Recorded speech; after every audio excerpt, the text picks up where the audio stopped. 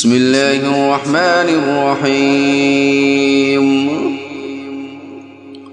يا أيها النبي إذا طلقتم النساء فطلقوهن لعدتهن فأحصوا العدة واتقوا الله ربكم لا تخرجوهن من بيوتهن ولا يخرجن إلا أن يأتين بفاحشة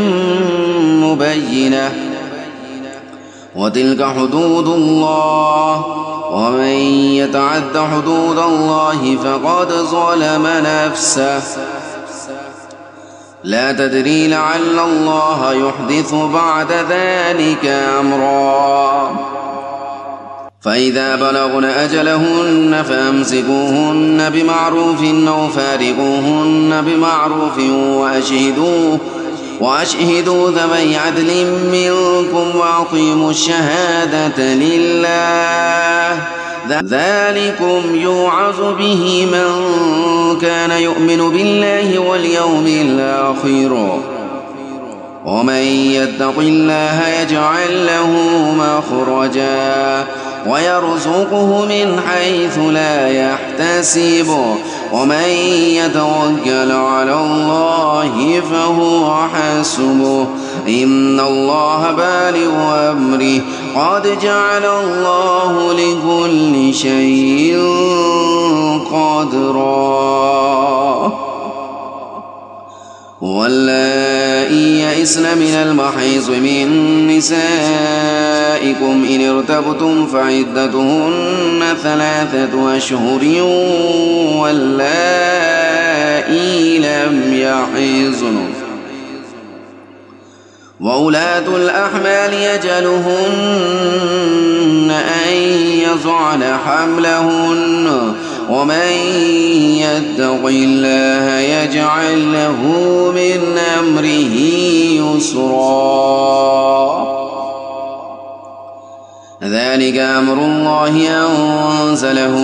إليكم ومن يتق الله يكفر عنه سيئاته ويعظم له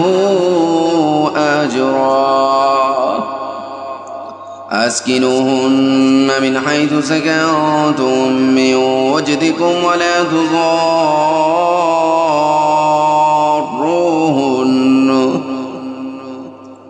ولا تضاروهن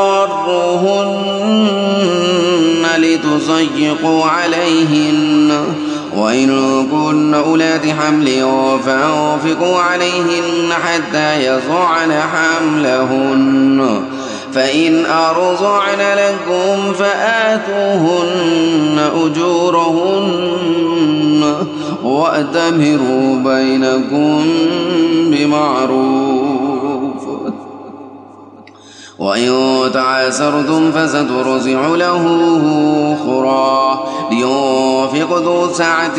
من سعته ومن قدر عليه رزقه فلينفق مما آتاه الله لا يكلف الله نفسا إلا ما آتاها سيجعل الله بعد عسر يسرا. وكأين من قرية عتت عن أمر ربها ورسله فحاسبناها حسابا شديدا وعذبناها عذابا نكرا فذاقت وبال أمرها وكان عاقبة أمرها خسرا. أعد الله لهم عذابا شديدا فاتقوا الله يا أولي الألباب الذين آمنوا قد أنزل الله إليكم ذكرا رسولا يتلو عليكم آيات الله مبينات ليخرج الذين آمنوا وعملوا الصالحات من الظلمات إلى النور ومن يؤمن بالله ويعمل صالحا جنات تجري من تحتها الأنهار خالدين فيها أبدا قد أحسن الله له رزقا الله الذي خلق 7 سماوات ومن الأرض مثلهن يتنزل الأمر بينهن لتعلموا أن الله على كل شيء قدير